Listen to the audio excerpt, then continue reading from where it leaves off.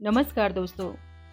माँ के आंसू ये कहानी एक माँ के त्याग और प्रेम की अनकही दास्तान है। गांव की छोटी सी गली में एक पुराना घर था जिसके दरवाजे पर हल्की सी दरारें पड़ चुकी थी। घर की दीवारों पर समय की छाप साफ नजर आती थी।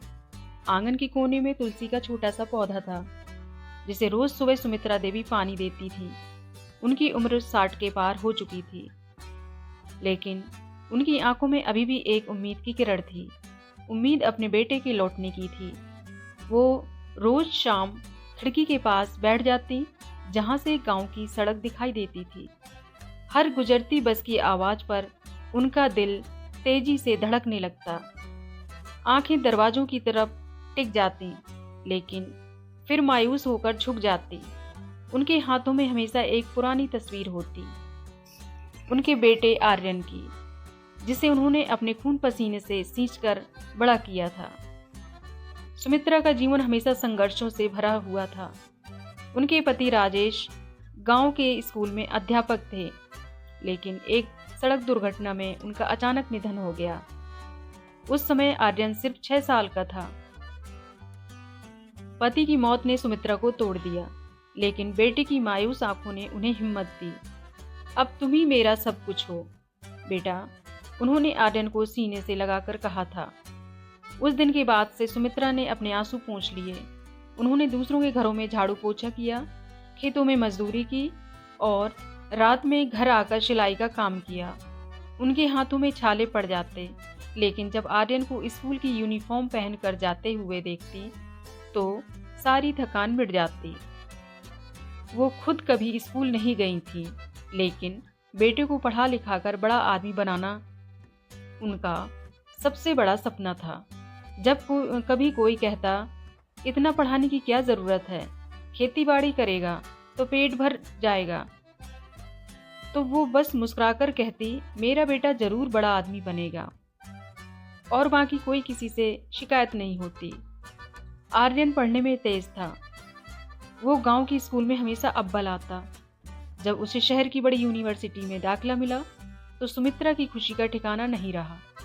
उन्होंने अपनी सारी बचत बेटे की फीस भरने में लगा दी, यहाँ तक कि अपने सोने के छोटे से मंगलसूत्र को भी बेच दिया। जब आर्यन ने शहर के लिए ट्रेन पकड़ी तो सुमित्रा ने गांव के स्टेशन पर खड़े होकर हाथ हिलाया। ट्रेन धीरे धीरे दूर होती गई और माँ का दिल एक अनजाने डर से भर गया, लेकिन उन्होंने खुद को समझाया मेरा बेटा लौटकर आएगा, वो मुझे गर्व महसूस कराएगा। शुरुआत में आर्यन रोज फोन करता और बातें करता। वो अपनी पढ़ाई लिखाई और नए दोस्तों और शहर की चमक धमक के बारे में बताता था। सुमित्रा उसकी आवाज़ सुनकर खुशी से भर जाती और पड़ोसियों को गर्व से बताती कि उनका बेटा इंजीनियर बनने वाला है। लेकिन वक्त के साथ कॉल्स कम होने लगे, यानी फ़ोन आना बंद हो गया। कभी कभी हफ्तों तक फ़ोन नहीं आता। जब सुमित्रा खुद फ़ोन करती तो आर्यन जल्दी जल्दी बात करके कहता माँ बहुत काम है, बाद में बात करूँगा। समय बीतता गया। आर्यन को शहर में नौकरी मिल गई। उसने वहीं अपना घर बसा लिया।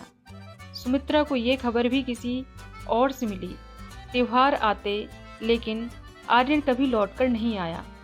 वो हर दिवाली आंगन में दिए जलाती, गुजियाँ बनाती और दरवाजे पर बेटे की राह ताकती। पड़ोसी कहते बहुत बड़ा आदमी बन गया होगा, इसलिए माँ को भूल गया। लेकिन सुमित्रा ने कभी बेटे के बारे में बुरा नहीं सोचा। वो बस रोज उसके लौटने की उम्मीद में जीती रही। एक बार गांव में आर्यन की शादी की चर्चा भी किसी अखबार की कतरन से पता चली।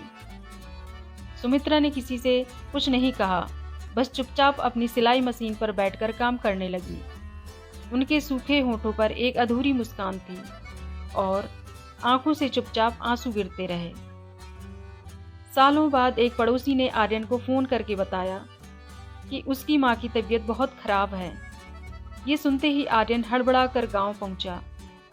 जब वो अस्पताल पहुंचा तो सुमित्रा बिस्तर पर लेटी थी, कमजोर और थकी हुई। आर्यन को देखते ही उनकी आंखों में रोशनी आ गई। उन्होंने कांपते हाथों से उसका चेहरा छुआ। तू आ गया बेटा? आर्यन की आंखों से आंसू बहने लगे। उसने माँ का हाथ थाम लिया और फूट फूट कर रो पड़ा। माँ, माफ कर दो, मैं तुम्हें अकेला छोड़ दिया। सुमित्रा ने मुस्कुराकर कहा, तू खुश है ना? बस, मुझे और कुछ नहीं चाहिए। वो माँ की आखिरी बातें थी। उसी रात सुमित्रा हमेशा के लिए चली गई। माँ के जाने के बाद आर्यन का दिल पछतावे से भर गया। उसने वो पुराना घर फिर से बनवाया, माँ की तस्वीर को दीवार पर लगाया और हर साल गांव जाकर दिवाली मनाने लगा। लेकिन उसकी दुनिया से माँ की उपस्थिति हमेशा के लिए गायब हो चुकी थी। वो समझ चुका था कि माँ का प्यार कभी शर्तों से नहीं बनता, वो तो बस बहता रहता है बिना किसी उम्मीद के। और माँ के आंसू कभी व्यर्थ नहीं जाते, वो हमेशा किसी न किसी दिल को बदल देते हैं। दोस्तों, यदि कहानी आपके दिल को छू गई हो तो इस बूढ़ी माँ के लिए कमेंट्स के माध्यम से अपने विचार साझा करें और चैनल को सब्सक्राइब करें तथा लाइक और शेयर करो। Thanks for watch.